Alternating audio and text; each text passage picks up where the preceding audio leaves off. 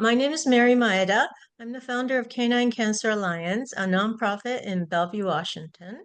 And we're a volunteer-led organization, and our focus is to raise money so we can support research and clinical trials, so we can have much better treatments for dogs with cancer. So treatments that are safe, very effective, and could lead to real cures, and also affordable as well, because we see so many treatments that are coming out now that are costing, 10, 20, $30,000 to treat each dog. And that's just out of reach. And speaking to many, many researchers, I know it is possible to do something that's more affordable and widely accessible. And we're also very aware of the fact that there are many researchers who are running clinical trials with help of canine patients, but very often those clinical trials don't actually end up helping dogs, because when they get really good results, they might then just go to human medicine and try to start a human clinical trial, which is great, but let's help dogs. So if you got great results with canine patients, how can we get that treatment available for dogs? And what we really love about Professor Mamula and what he has been doing is that he's created a company called Theragen, which is commercializing his technology, his vaccine, so that it can be approved by the USDA, and then it'll become available outside clinical trial. Any vet could order it, and hopefully it'll save millions of lives of dogs. So today I'm joined by Casey Benz and Rick Neisel, and we're gonna talk about we're gonna hear stories about a couple of dogs who just had really miraculous recovery. And I also want to introduce Lydia. Lydia is a volunteer in Vancouver, British Columbia, and we're doing a fundraiser walk and run in May. So on May 4th in Redmond, Washington, we have a big 5K and a walk. And Lydia is organizing a walk in Vancouver, British Columbia. And so anyway, I'll tell you a little bit about this WAG Love Life. This is our 8th annual walk and run. And this is one of the ways that we try to raise awareness and raise funds to support research and clinical trials. So please sign up and let other people know about WAG Love Life. And we actually have a very generous donor who is matching all the donation and registration fees, so that your contribution is going to be doubled in impact. So I'm going to let Lydia take over. Amazing. Well, thank you for that introduction, Mary. And hello, everybody. My name is Lydia. I, like Mary said, am in Vancouver, British Columbia, Canada. And I work as a business strategist. So actually, I work really closely with Mary and other clients to help them bring their biggest goals and dreams to life to make the impact that they desire to make. And I'm completely here though, because I just believe in Mary and the vision of the Canine Cancer Alliance.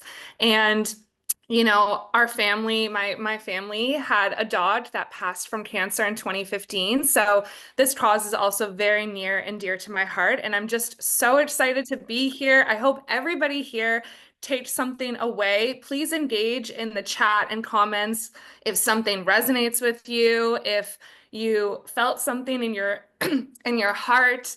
If you have any questions for the panelists that I'm going to interview, please do that in the chat. The more you engage, the more you're going to get out of this, okay? So I'm so excited to bring on Rick and Casey. So they have some amazing success stories. We have these two dog owners, and we're going to bring them on and just hear more about their story. And so I'm going to spotlight. Let me just find Rick. Okay, here you are. Hi, Rick and Casey. Yay! Okay, so I'd love for each of you to just briefly introduce yourself and talk about your dog. So Casey, I'll hand it over to you first. So, I'm Casey Benz. I live here in Western Washington as well, and my dog is sitting behind me over here somewhere. And I don't know how much you want me to say right now, just a little bit about his story or just introduce ourselves. Yeah, I'd love to know your adoption story with your dog. Oh, okay. So let's see, 2015, I was stationed in Fairbanks, Alaska, and I lived there with my husband. I had never owned a dog before. I grew up living in apartments and we couldn't have a dog. But anyone you ask that knows me will tell you probably the first thing they will say about me is that I'm a huge animal lover.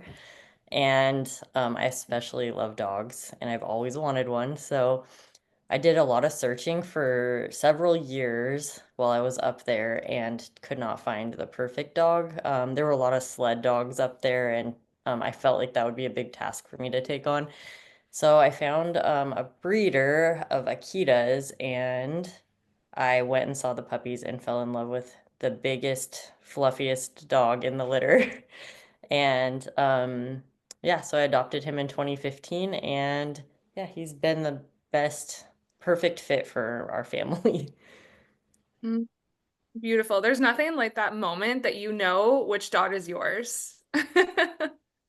Thank you so much, Casey. And Rick, I know your dog is no longer with us, but I'd love to just know more about your story and how you came to own Ranger. Lydia, thank you. Yeah, I'm a old biology teacher here that lives in Ohio, and I had not had a dog for a long time. I came back to Ohio to take care of my mom in 2009, and she passed in 2012. And it was then, okay, I'm by myself up here, the old house that I grew up in when I was a kid, and started thinking, well, maybe it's time for me to get a dog that I would like to have. And I saw one, just a litter that was over probably about 40 miles away from me. And I said, well, I'll go over and drive over there and see. And they had this litter, a family out by Rocky Fork Lake, and they were in a play pen inside the house. And most of the puppies had already been accounted for. But I saw this one, very light colored. That's what I wanted. I was desiring a light colored puppy, a golden retriever. And when you looked at it, I just knew that it looked like it had a little bit more intelligence than the others. He was a little bit more playful than the others. Mhm. And I didn't go there with the desire of picking out a dog. I picked out a dog. And so they asked me what I wanted to call him, and I think I chose the name Ranger because I'm a Lord of the Rings fan, and I liked the main character there was a ranger, was called a ranger. I said, that's a perfect name for this dog, and it turned out to be a perfect name for that dog. And Mhm. so I got him, brought him home in 2012, and found the joy that you have, the investment that you have with your heart and your money and everything else that you have for your dogs.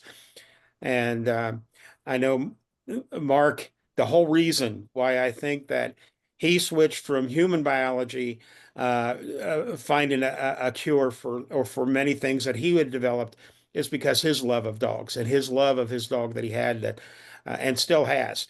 And so I felt that, and that's the reason why this pup and Mary's work of trying to find a solution for all of us is so important. Wow. Well said, Rick. Thank you so much for bringing us back into your story. I love that you mentioned went in there not knowing I would get a dog and then I got a dog. And it Yeah. speaks to also what Casey mentioned of when you know, right? When Yeah. you see that dog and you interact with it. And I'm just curious here too, for everybody else who's in the room, type a 1 in the chat if you're a dog owner, whether the dog is still with us or not. I want to just see how many of us have dogs. Beautiful. Oh my gosh, yes. Yeah, so do you feel connected to either Casey or Rick's story? Type Casey or Rick based off of whose story you were like, oh, that was more like me. Both. Yes. Casey is Robin. Okay, yes, both rescue. 1, I am a fur mom. I don't own my fur babies. Yeah.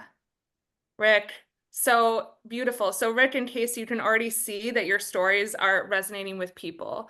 And I kind of want to talk about, for both of you, the moments that you found out your dogs had cancer. So Casey, I'm going to start with you. What was that moment like? Man, it was terrible. We went to, man, I can't, it's hard to even talk about it. Um, Rainier was limping and he's a big boy, but he can get around pretty well. And he, for like 2 days, had a little bit of a limp. And I feel like I'm pretty, my husband calls me a hovering dog mom. So I know when something's not right with him. Um, Usually it's something minor and I overreact a little bit, but I thought we should go into urgent care and just get it checked out. So, took him in and I really had already planned in my head what this was. Like he either sprained his ankle or he might at very worst have Lyme disease is what I thought because he gets into some brush with ticks and things.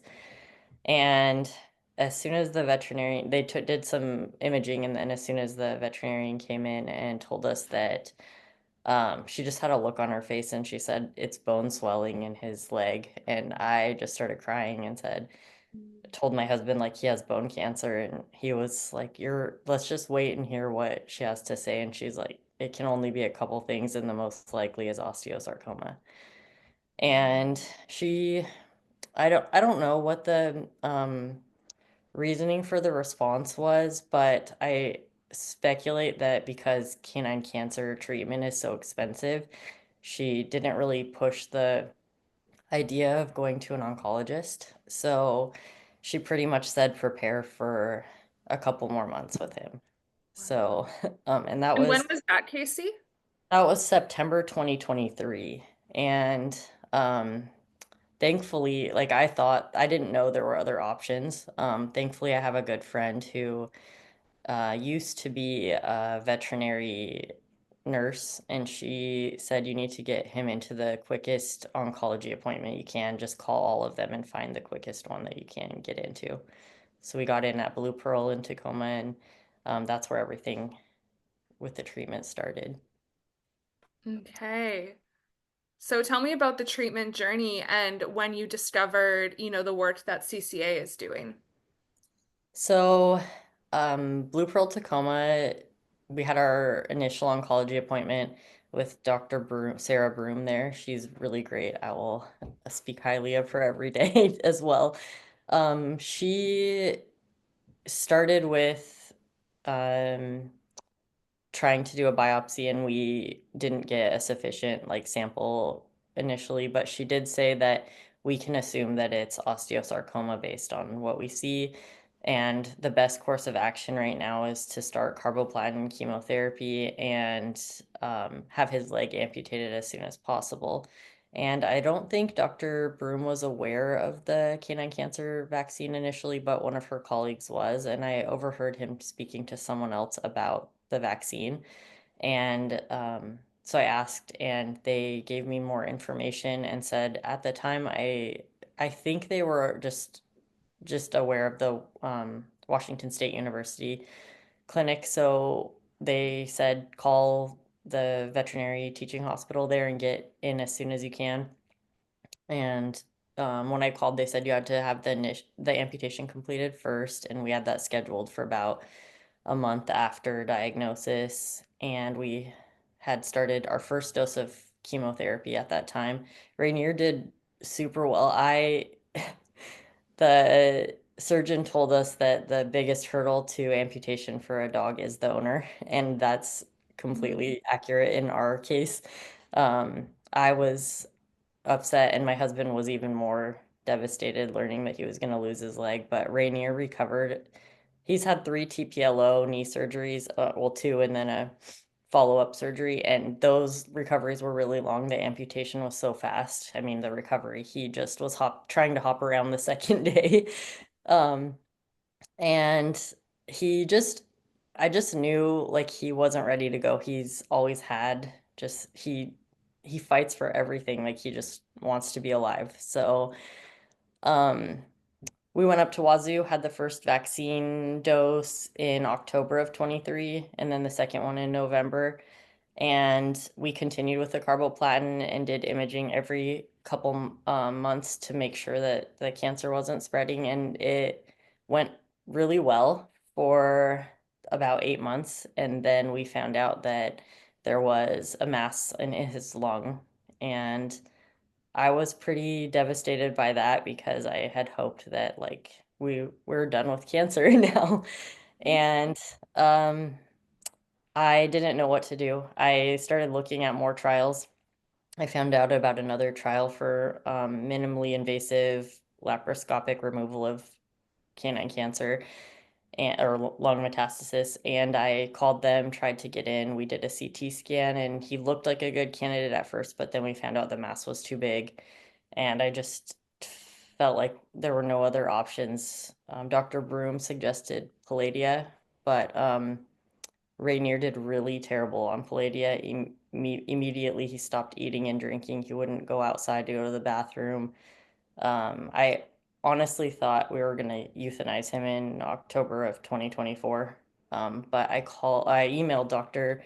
Mamula, and he said, he called me back. Like, he immediately called me, and we talked on the phone for a significant period of time. And I will never forget how kind you were, Mark. That made a huge difference for us. But he looked over Rainier's records and said he is a candidate for a booster, and there's a clinic closer to you. You don't need to drive out to Eastern Washington again.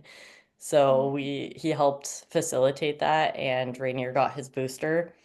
And we kind of decided after the booster there's no more treatment options, so let's just see how long let's just give him a good life. And imaging was getting expensive and stuff, so we just kind of let it go from there. And he did really well. He got on some thyroid medication just because he's an older guy, and he has a ton of energy now.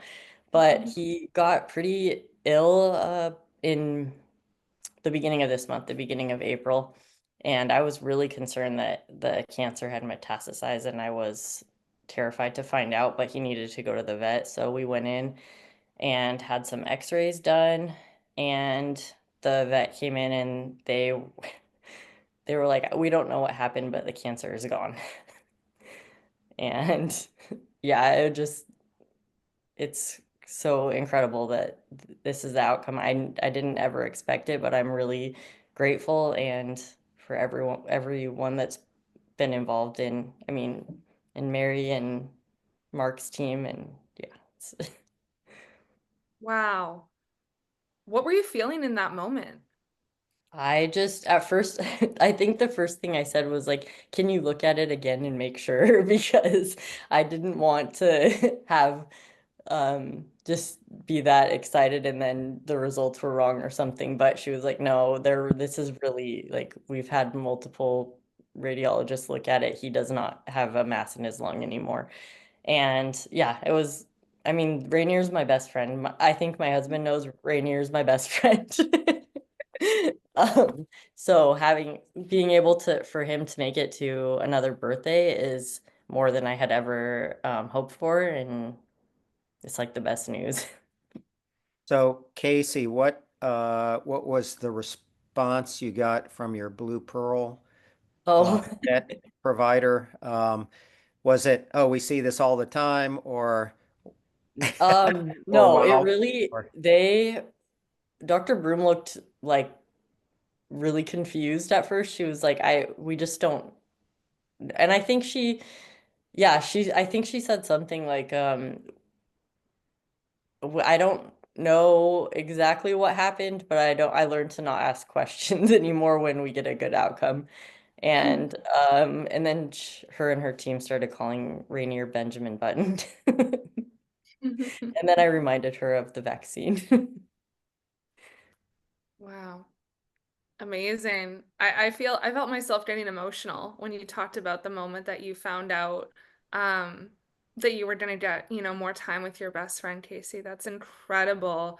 And yeah, like let us all just take a moment to witness the miracle that is. And it's because of things that Mary and Professor Mark are doing with Canine Cancer Alliance. And it's really important for us to support their journey to continue to help more dogs like Rainier, right, survive this terrible disease. So again, I included the link to sign up and donate to the WAG Love Life Walk, and I really encourage all of you to do that, to sign up for the walk, donate whatever you can. It all makes a difference.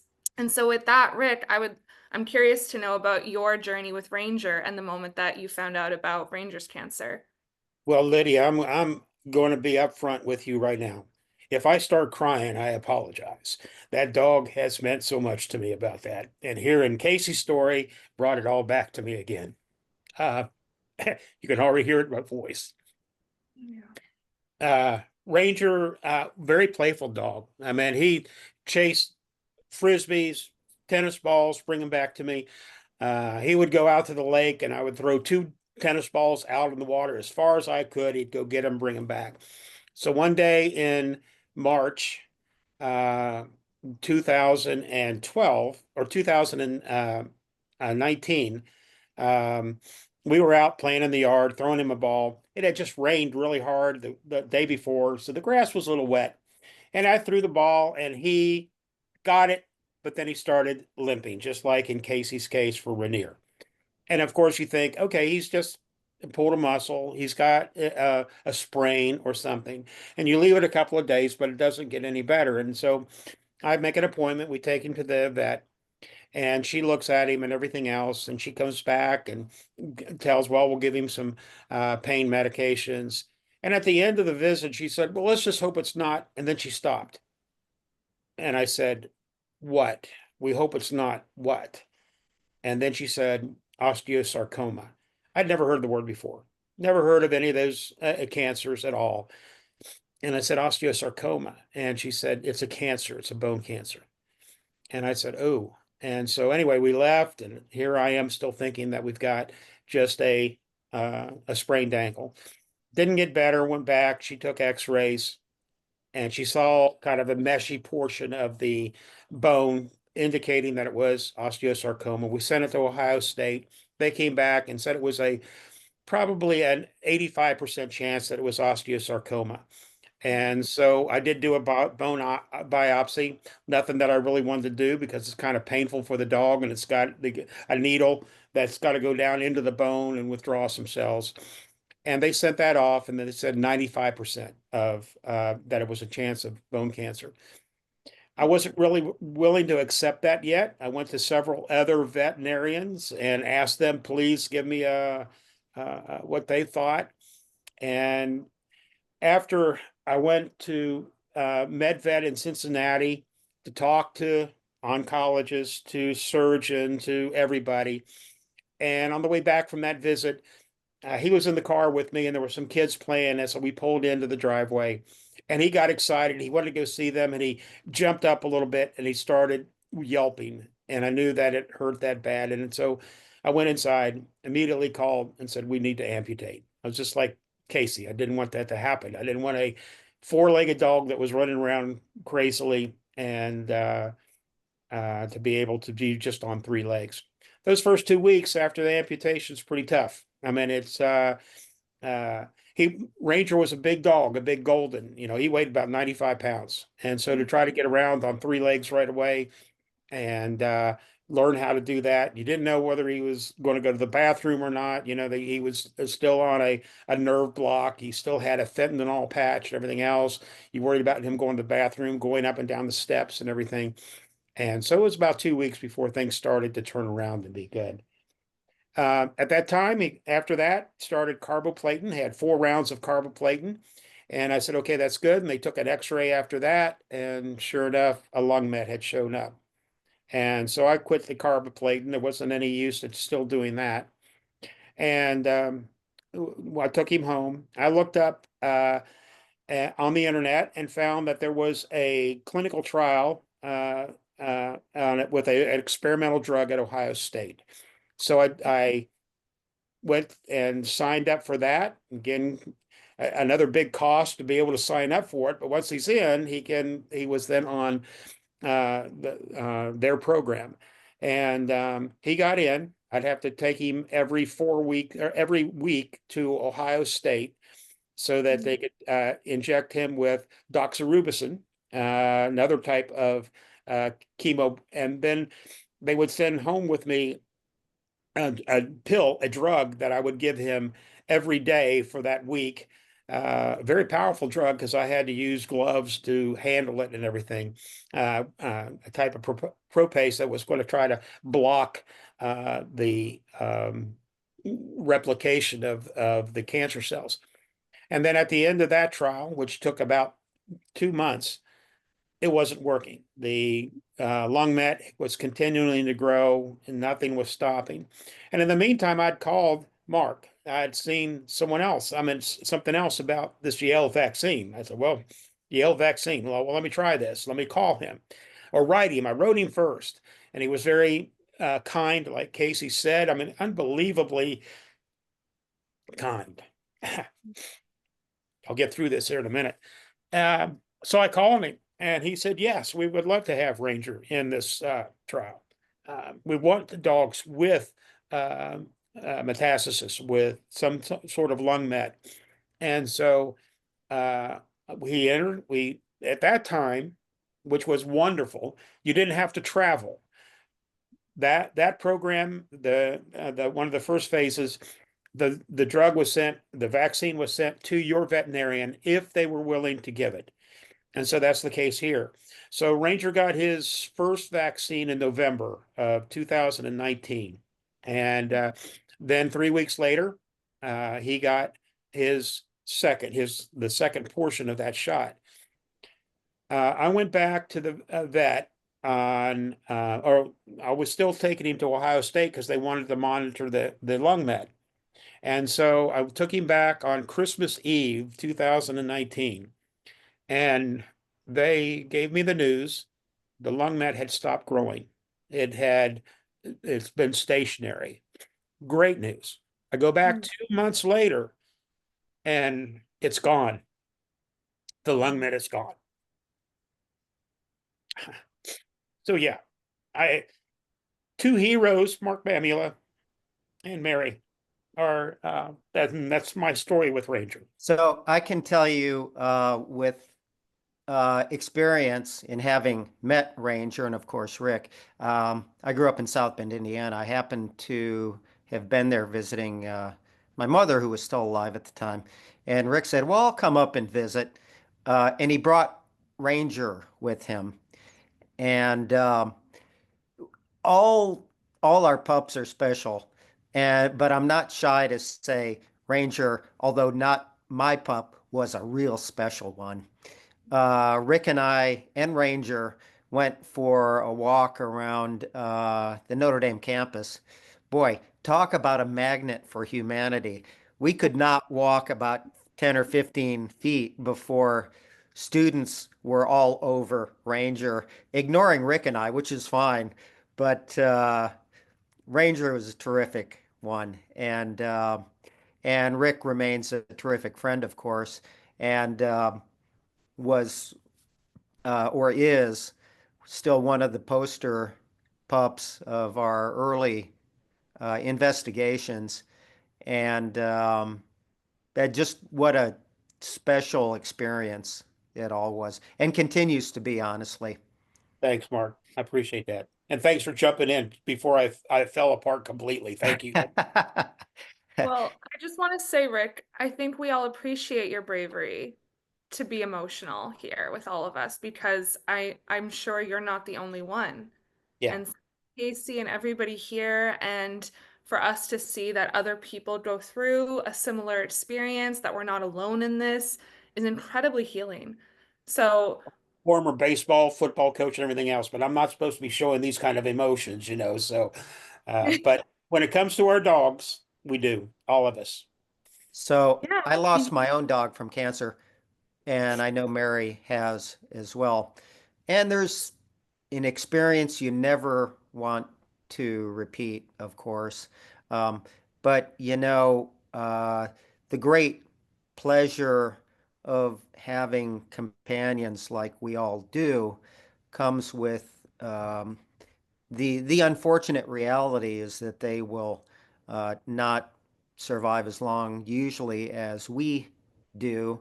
But the trade-off is honestly worth it. I lost my own, um, gosh, now about 14 years ago. And, but, you know, and can still feel it. I have two other golden retrievers now, and they sit alongside of, the one I lost. And, um, that's just the way it is for all of us. Mm-hmm.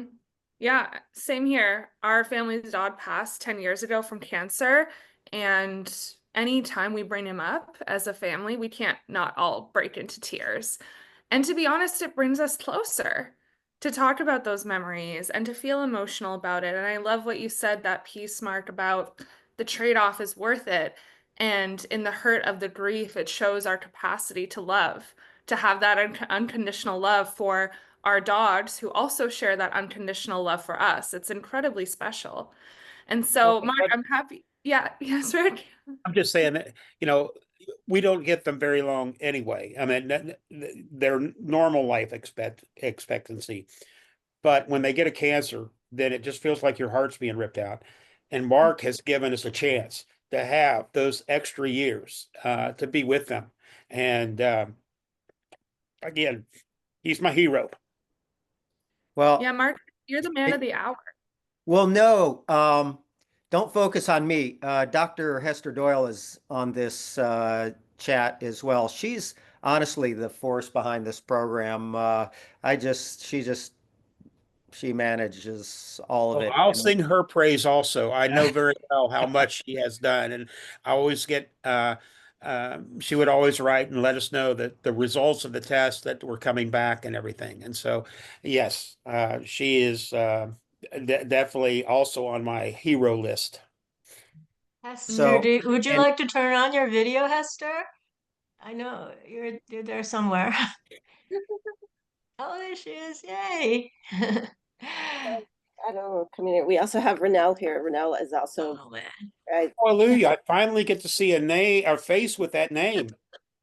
can't see it. Renell and I together we make the vaccine. So, but thank you, everyone. Wonderful. Well, with they Mark, actually do more than just make vaccine. They keep me from messing things up. All I do is I'm happy to talk to a lot of the pet owners and and connect them with Hester and Renell. And but before we get too far, we at Yale, and we have in the past, but we continuously need to acknowledge Mary and the Canine Cancer Alliance. They've literally had our backs from the very early stages of this program. Mary supports this program so that the owners can get our therapy at no cost for the therapy. As we all know here, there are costs for visiting the clinics, there are the clinical trial sites, and those are costs we can't control, but at least for receiving our therapy specifically at no cost. That is because of Mary and the Canine Cancer Alliance and the donations that are received by her. We hope to be circulating our product. I can't predict when, but we have active USDA filings and paperwork that continuously be reviewed. It's a bit of a slow government process, but we're making baby steps. We're not giving up. We're not going away. And it's our goal to get this out to, your neighborhoods, all of you on this Zoom call. So Mark, going off of that, how can the community help you more? Help you and Hester and this team? Well, it's really through the Canine Cancer Alliance, which has a special relationship with our laboratories at Yale in supporting our basic research in this therapy. Hester and Renell do, again, all of the laboratory studies, analyzing all of the serum, the pathology. We're fortunate to get tissue samples often from our patients. We get follow-up. They manage all of the data, and there is a lot of it. We are in now a lot of dogs. We are in 12 clinics, I believe, around the country at the moment. They all upload the minutia of data of all of your patients that happen to already be in our trial, from the date of diagnosis, other medications they're on, age, gender, breed, etc. All of these things for which Hester and Rennell then, follow all of these in a continuous manner. Mhm. Beautiful. Well, I know, Mary, there's some questions that folks have, so we can probably open it up to that. But my last question is, when can this come to Canada? Because we've got a lot of Canadian dog owners up here. And I feel like we're all missing out. Everywhere I walk in Vancouver, there's dogs. So you got a market here. Oh, we definitely will. We actually have, don't tell anybody, Okay. but we already have lots of patients in Canada. Oh, We wow. well, we did have a clinic in Canada that could no longer be a trial site. Um, but Canada, of course, like the United States, is a large place. And I see, if I say anything here that we would love to be all over Canada, Hester and Rennell will start to wince because that just means more data, more clinics to keep up with and file. So I didn't say any of that. That'll be edited in this recording. There are a number of dogs who travel to Washington State to Bridge Animal Referral Center, BARC, Dr. Chelsea Tripp's clinic, or to Washington State University. And also others have traveled to Chicago, Illinois locations as well. Yeah. And can I say something about compassionate use? Or okay. Yeah, be careful.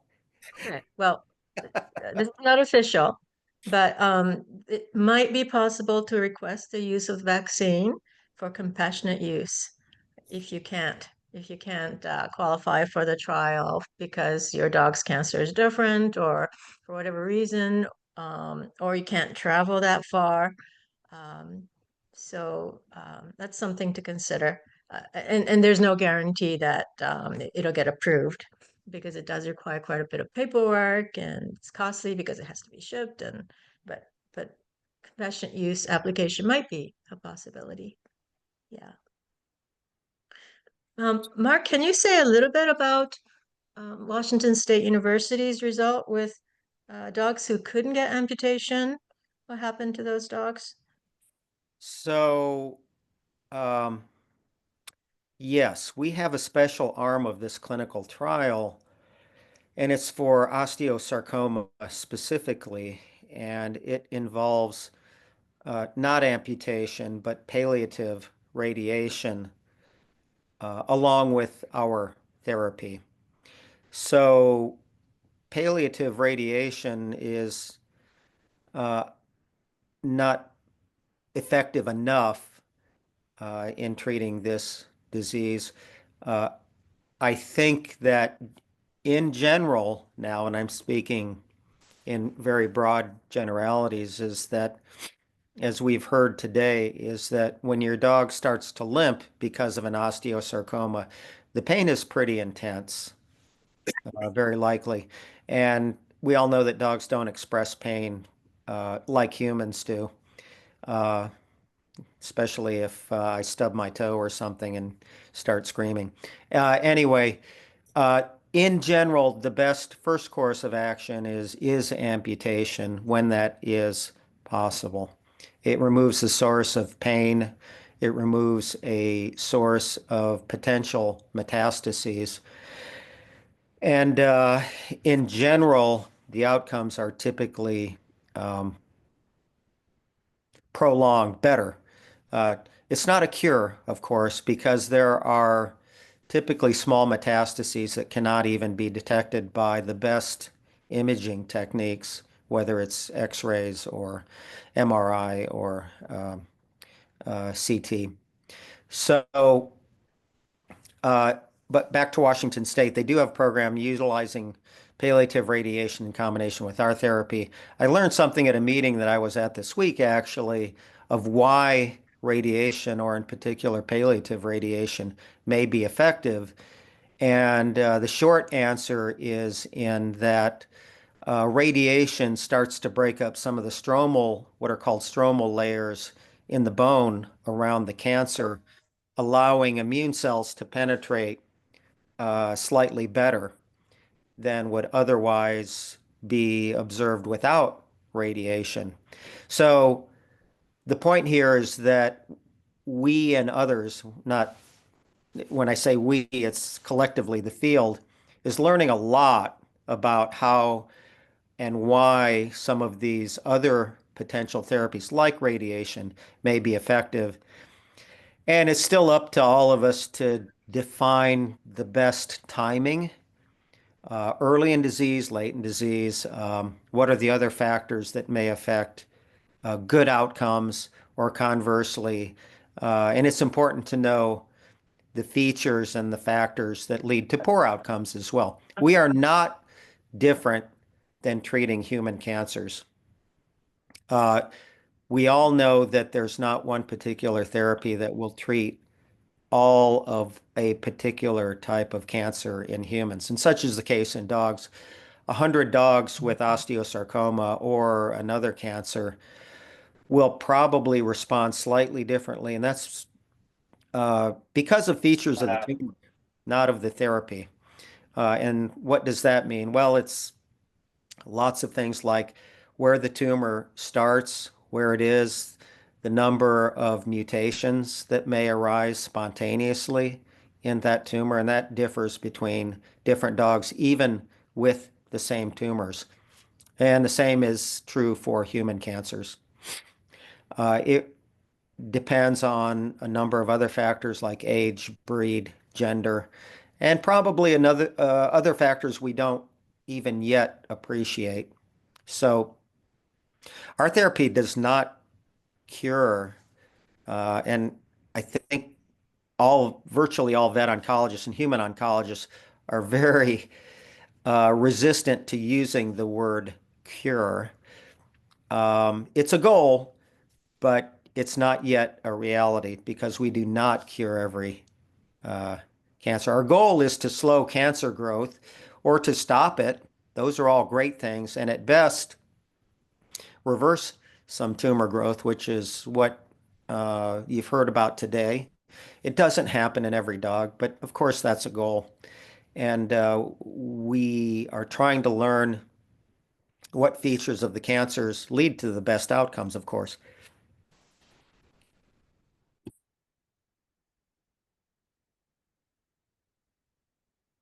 Thank you, Mark. If you have any questions, general questions, please type them into chat.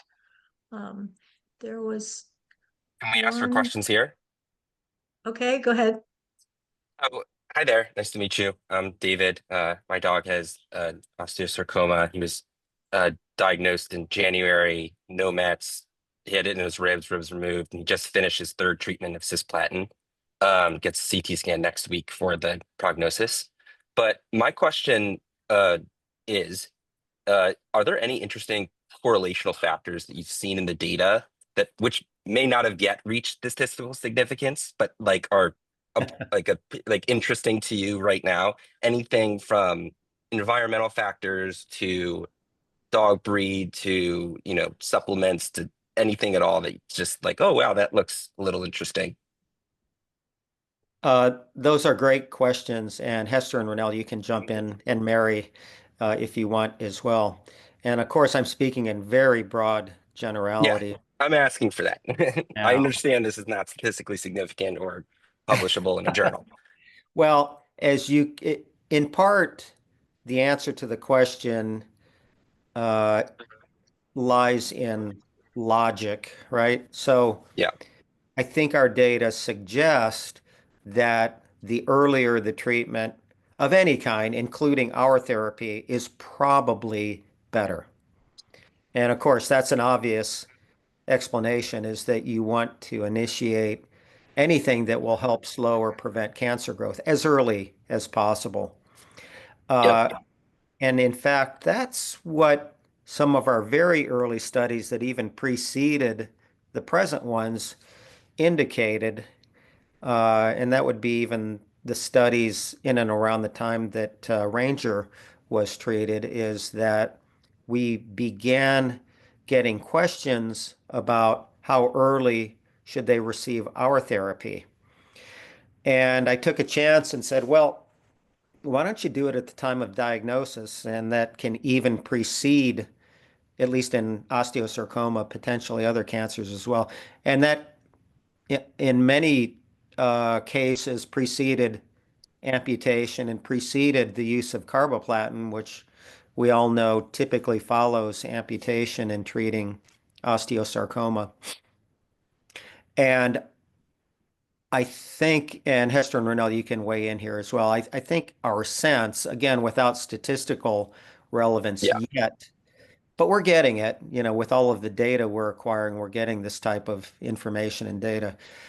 But my sense is that the earlier in treating with our therapy or other therapies is always good. Now, the problem here, as you can imagine, is that apropos to our earlier discussion about dogs not expressing pain, is that unfortunately a lot of the dogs hit the clinics when it is often very late in disease, when there are already. Metastasis already occurred. Yeah.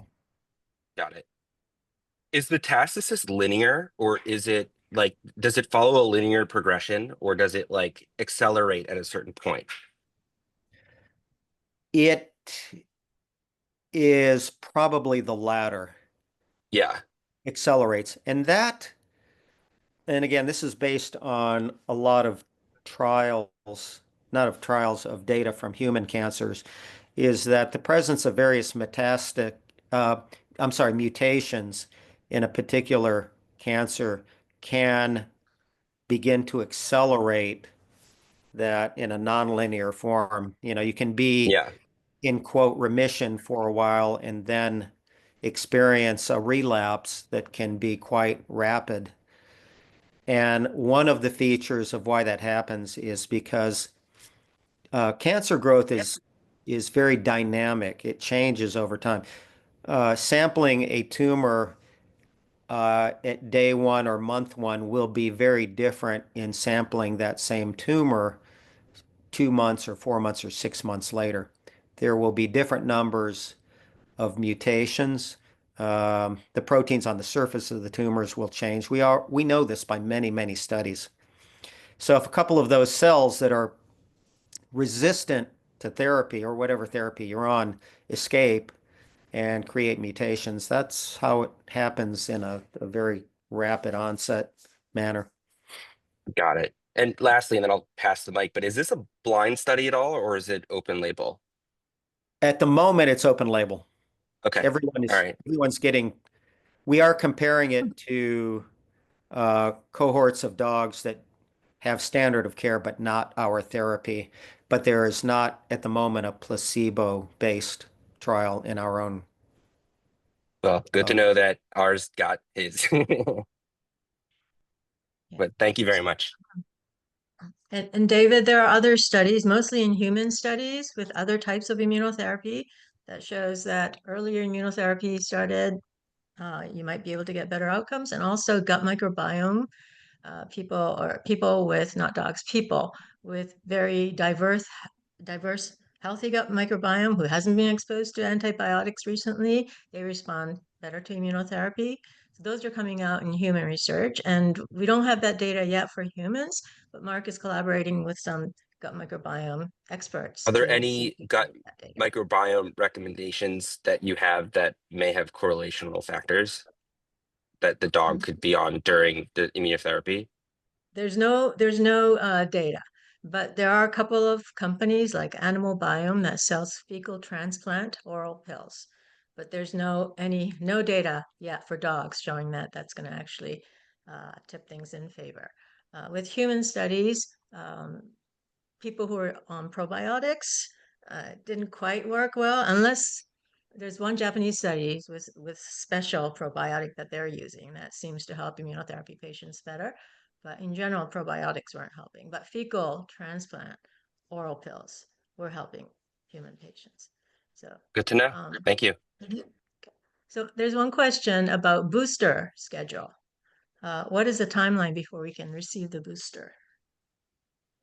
In general, and again, Hester and Renell can weigh in because they track and follow this data very carefully. But I think our sense is, in general, much like getting boosters with other vaccinations, like COVID, for example, where early on we knew we were likely to need boosters yearly. Such is the case, we believe, with this therapy as well, anywhere from 8 to 10 to 12 months after the initial 2 injections. A single injection will generally bring immune responses up.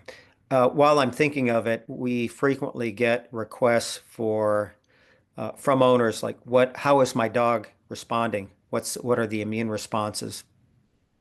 We generally do not share that information with owners, in part because the owners will not know what to do with that information. We know, when I say we, it's Hester, Renell, and myself, we know that there are many good outcomes when immune responses can be even on the lower end of what we have defined as a spectrum of the response. And conversely, even dogs that get very high immune responses to our therapy may not do that well. So the lesson here is that, and we know this from human studies as well, is that the magnitude doesn't necessarily always correlate with the outcome, the clinical outcome. Let's see. There's a question about is the immunotherapy vaccine synergistic with losartan propranolol? That's a good question. We're tabulating all of these data at the moment. Our sense is that, again, just like in human cancer therapy, generally combination therapies typically do better than single therapies alone. There are barriers to doing that in treating human cancers, in part because of large pharma policies, right? Is that they don't want to create data that may interfere with outcomes of knowing how their own therapies work. Fortunately, we don't necessarily have those barriers in treating canine cancers. But our sense is that combination therapies will likely be the best strategies here. And that could be checkpoint inhibitors and our therapy, radiation and our therapy, chemotherapy and our therapies. We don't, again, and part of the clinical trial process is in defining which of those may lead to the best outcomes and how to manage those specifically. The timing, for example. Right. Let's see. Somebody has a 16-year-old 13-pound dog. Is there any data for different size dogs? Now we're digging down into the specifics here. No, not really. The vaccine, our therapy, our immunotherapy, I actually hate calling it a vaccine. I prefer to call it an immunotherapy, in part because vaccine lends itself to a certain connotation that you're protected if you get a vaccine. You're protected from whatever, COVID, measles, etc., or cancer if you get a vaccine. But it truly is just triggering an immune response to the tumor, and we consider it an immunotherapy. But as far as breeds, the large breeds, of course, have a higher preponderance of diseases, cancers like osteosarcoma. But I don't think we've noticed a specific outcome based on size. Okay. Let's see. Uh, Someone asked about data about reversal of lung metastasis. It's a hard one.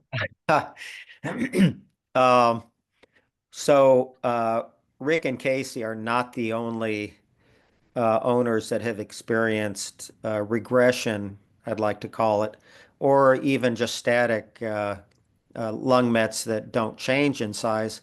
We have now probably a half a dozen or more specific examples that are well documented. There perhaps are more that we just do not yet have data for. Okay. So Okay. So what was really startling about Rainier's experience is that Rainier got a booster and responded so well to the booster. And so I'm wondering if other dogs start getting lung mets and it's still not yet booster time yet. Could they request booster a little bit earlier? can they? Uh, so again, we have a hands-off policy in managing this clinical trial. That sounds contradictory because it is therapy that was developed in our group. But to kind of protect the relevance and the continuity of the clinical trial, we let all the clinical trial sites specifically manage issues like that. Okay. Fair. There's a question about hemangiosarcoma, cardiac and splenic hemangiosarcoma. Any data? Yes, there's data. We hope to get that in print or in publication soon. I guess I can share because it's been shared publicly already, is that we've seen good outcomes in quote stage 1 and stage 2 hemangiosarcomas. Those are less invasive. Stage 1 is a hemangiosarcoma that's largely restricted to the spleen or its primary site without infiltration into the adjacent tissues or other metastases. So I can tell you that overall survival that we have measured appears better than standard of care alone, which is removing the spleen and doxorubicin typically. And the same is true for stage 2. Stage 3, not so much. Stage 3 is aggressive hemangiosarcoma with multiple metastases. And we honestly, there's probably not a drug that exists to manage that stage of the disease. Okay. How about transitional cell carcinoma, bladder cancer? Yeah, bladder cancer, that's been a difficult cancer type to navigate, in part because the quote standard of care for bladder cancer varies, we've realized varies widely between the veterinary oncology groups. So there are a number of drugs used to treat that. And unfortunately, it doesn't give us a good baseline that I suppose we could dictate which drugs are used, but we don't. We defer. There's one element of this clinical trial that we have to allow ethical treatment of patient dogs, right? And that perspective of ethical treatment can differ somewhat between clinical trial sites based on their personal experience. Yeah. We want the best outcome for the dogs. We're not trying to, science is not taking priority over the well-being of dogs. Absolutely. Agasaka, anal sac adenocarcinoma. Any success stories or? So the other cancers, we have far fewer, and they're not part of the clinical trials at the moment. So while we had treated them in earlier studies, we are not treating that cancer at the moment. So really can't comment. Okay. Since you mentioned combination therapy, can I ask a question to Casey and Rick about any dietary changes or supplements or anything that you've done in that area? Casey, go ahead. You first. Okay, thank you, Rick. With Rainier, we did switch from a regular dry kibble to a freeze-dried kibble. And we did try a couple supplements. Sulforaphane, which I believe is broccoli sprout supplement. I had read about that. So, I mean, and like I think David was asking earlier, I was willing to do whatever I could, find whatever supplements I could that might make a difference. I was on the Facebook group for, oh man, for the osteosarcoma. I think it's affiliated with Canine Cancer Alliance, but or maybe not. I'm not sure. Anyways, I was on a Facebook group that owners with or pet parents with dogs with osteosarcoma shared all of the things that they had tried that may or may not have worked. And I heard of a supplement called Life Gold. I think you can get it on Amazon. It's probably a proprietary blend of different things, different like mushrooms and things. And I did give that as well. I don't know how beneficial either of them were. I just know what, the results we've had overall. And I honestly attribute it to the the immunotherapy. I don't know how much the other things made a difference, but that's what we've done. I can Rick? comment briefly. Okay.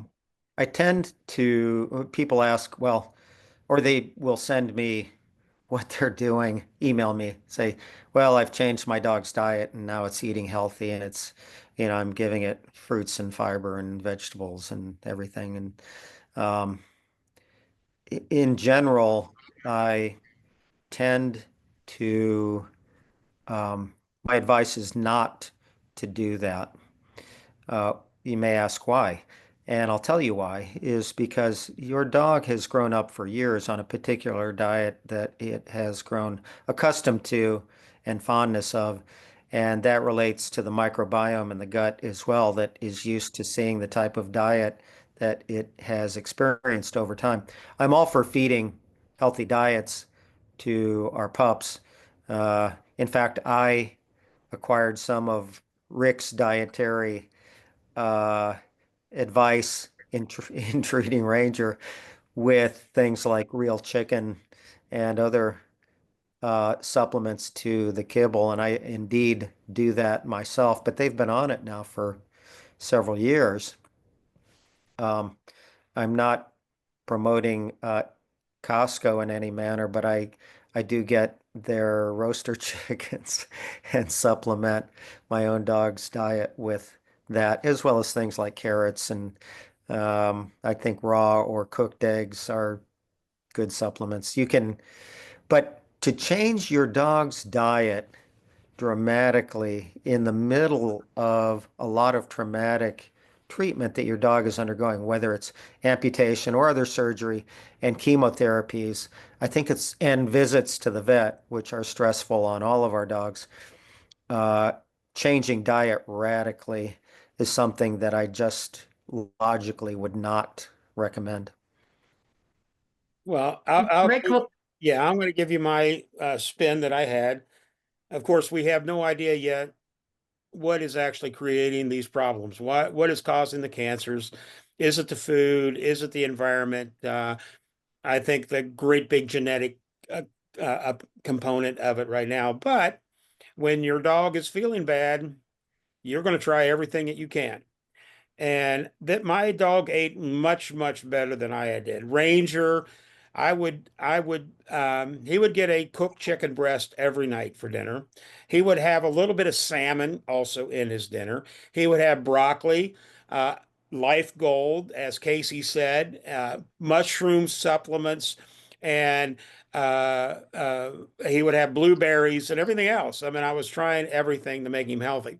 The good thing about golden retriever, they eat everything. They want to eat all they want to do, right? And I know Mary knows, I know Mark knows that if you have a golden retriever, if you put it out there, he's going to eat it. And I also did add a little bit of kibble because the head vet, oncology person at Ohio State said he was asking me about dietary things too. And he said, well, you should still eat some of this kibble. And I think that was because this kibble has different minerals and vitamins and everything else that they feel like is well-rounded. So Ranger ate very, very well. And he never lost weight. I will say that. You know, he was a very healthy dog in terms of the way that he ate. And if I ever get a dog again, Mark, I think, yeah, he'll still get a little bit of that baked chicken that I bake for him, and a little bit of the mushrooms and the broccoli and everything else. So it won't be all just kibble, but yeah, I'm sure he'll love it too. We've done the Okay. chicken too, and it was a little bit before cancer came along, but now I can't not make the chicken or he won't eat. Chicken was a little bit cheaper at that time too. Boy, there was a point there where it was going to be $25 for a package of breasts. I said, oh, I don't know whether I can handle that or not. Frozen Costco chicken breasts. There you go. That's right. Egg. Yeah. Costco. Gosh, thank you. No, we'll wrap up now, but I just can't thank you enough, Mark. And Hector and Renelle, it's such a pleasure to see you. I hope you'll join us more frequently. And Casey and Rick and everybody else, thank you so much. I think really there's a light at the end of the tunnel, really. I know that immunotherapy doesn't work for every dog today, but Mark and Hector and Renelle are working really hard to change that, and so that more and more dogs will respond.